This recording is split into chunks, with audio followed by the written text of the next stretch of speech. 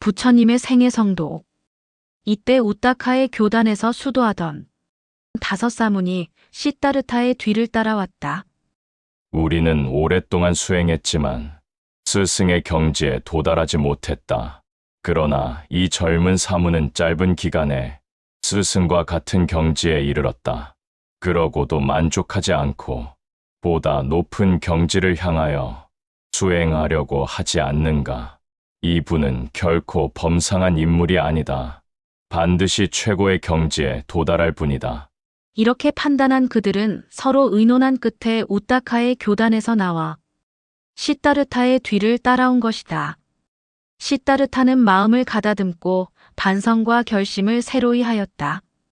사문들 중에는 쾌락을 추구하여 탐욕과 집착이 가득한 마음으로 고행을 하는 사람들이 많다. 이런 사람들은 마치 젖은 나무에 불을 붙이려는 어리석은 사람과 같다. 몸과 마음이 탐욕과 집착을 여의고 맑고 고요하게 들어가는 것이라야 그런 고행을 통하여 최고의 경지에 이를 수 있으리라.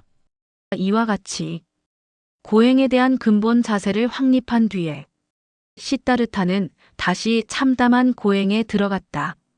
먹고 자는 것이 거의 없을 정도의 고행은 아무도 따를 사람이 없었다.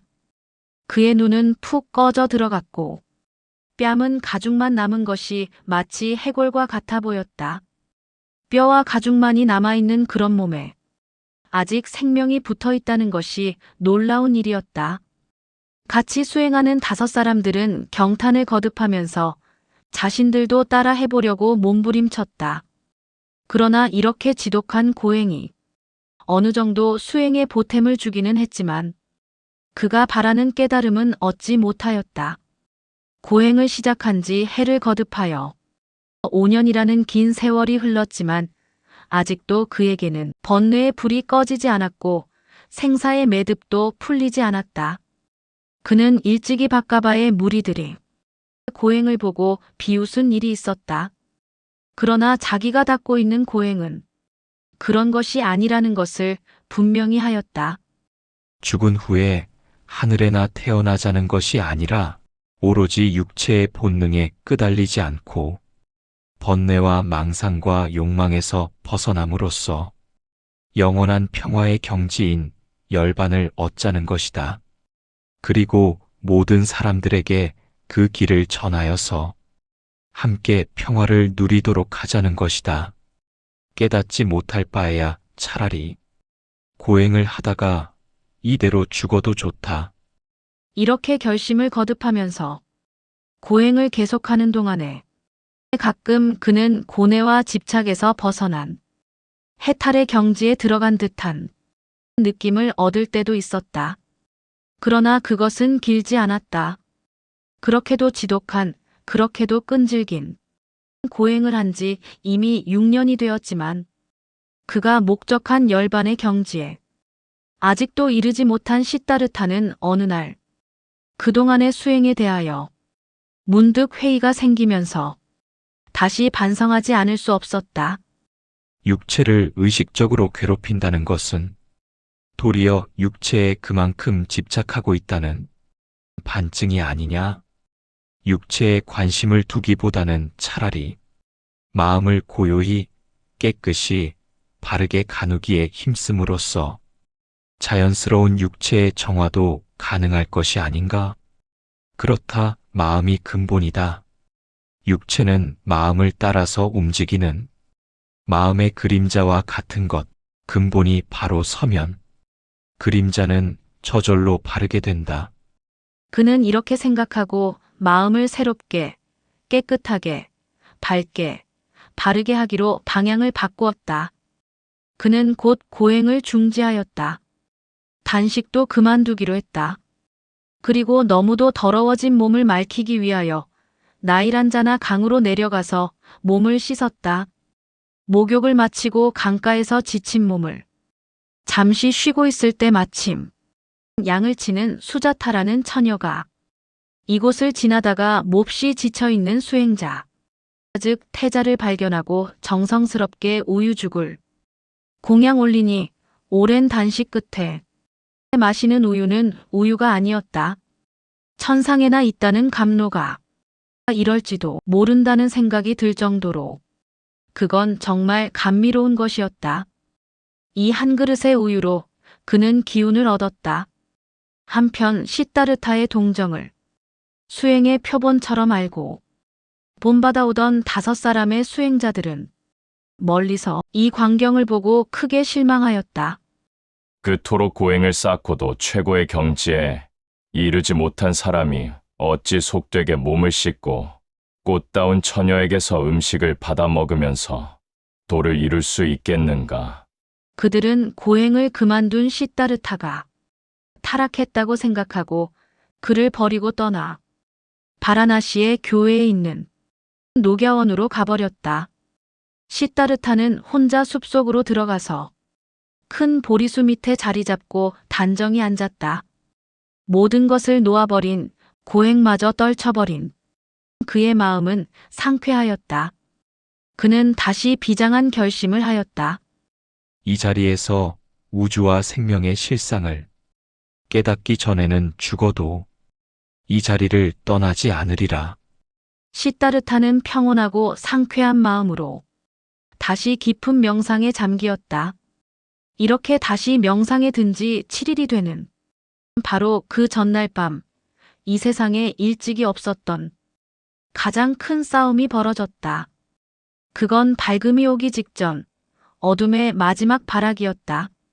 시타르타가 부처님이 되기 직전에 마왕 파피마는 극도로 불안하였다. 시타르타가 만일 부처가 된다면 세상은 그의 것이 된다. 나는 부처가 없는 세상을 어둠으로 덮었고 그 속에서 부정과 악을 자행하였다.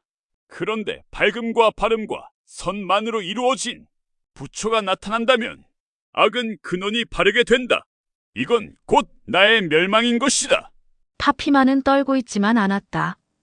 그는 있는 힘을 모두 기울여서 시타르타의 성도를 방해하였다. 먼저 그는 가장 음란하고 요사스럽고 호리는 힘으로 뭉쳐진 마녀들을 시켜서 온갖 음란한 춤과 노래로 시타르타의 마음을 끌어서 정에서 물러나게 하려고 하였다. 그러나 시타르타의 그 투명한 마음은 그것들의 영향에 현혹되지 않았다. 이 첫 공격에 실패한 파피마는 다시 분노하여 무수한 마군을 동원하였다. 온갖 크고 작은 흉악하고 괴상하게 생긴 것들이 독사와 사자, 호랑이, 독수리 따위들을 할 수 없이 거느리고 와서 시타르타를 향하여 으르렁 거리면서 불을 뿜고 돌풍을 일으켜서 큰 나무를 쓰러뜨리고 돌을 날리며 우박을 퍼붓고 천둥과 번개로써 천지가 무너지는 듯한 진동을 일으켜서 위협하였다. 그러나 대광명 산마지에 든 시타르타의 마음은 깊은 바다속처럼 평온하였고 그 몸은 보리수 밑에서 가부좌한 그대로 태산보다 튼튼하고 무거워서 털끝 하나 동요됨이 없었다. 마왕 파피마는 결국 무릎을 꿇고 말았다. 어둠과 혼란은 종식되었다. 이로써 싸움은 완전히 끝난 것이다. 때는 12월 8일 새벽 온 누리의 깊은 신비를 간직한 정적이 넘치는 속에 정각의 새벽은 열려왔다. 동쪽 하늘에 돋아난 샛별을 보는 순간 그의 앞에는 실상의 세계가 끝없이 펼쳐졌다.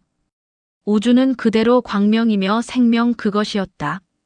모든 이치가 눈앞에 분명히 드러났고 온갖 집착과 번뇌는 자취도 없이 사라졌다. 그에게는 이제 시간과 공간이 없었다. 모든 것을 초월한 것이다. 영원한 과거와 미래가 현재의 한 시점으로 밀착되어서 우주가 곧 그 자신이요, 그가 바로 우주 그것이었다. 이때 시타르타는 환희의 함성을 올렸다. 그와 우주는 둘이 아니었으므로 그의 환희는 곧 우주를 광명으로 가득히 채웠고 그가 올린 함성은 온 누리를 남김없이 진동시켰다. 이제 그의 몸에서는 전에 없던 거룩한 빛이 발산되었고 마음에는 각자로서의 자신이 넘쳤다. 그가 29세에 출가하여 6년 동안 각고의 정진을 쌓은 끝에 드디어 최상의 진리를 깨닫고 생사의 매듭을 푸른 것이다. 이때 정거천자가 하늘에 묘한 향과 꽃을 흩으면서 찬탄하는 개송을 올렸다. 다음 영상은 부처님의 생애, 성도, 정거천자의 개송에서 계속됩니다.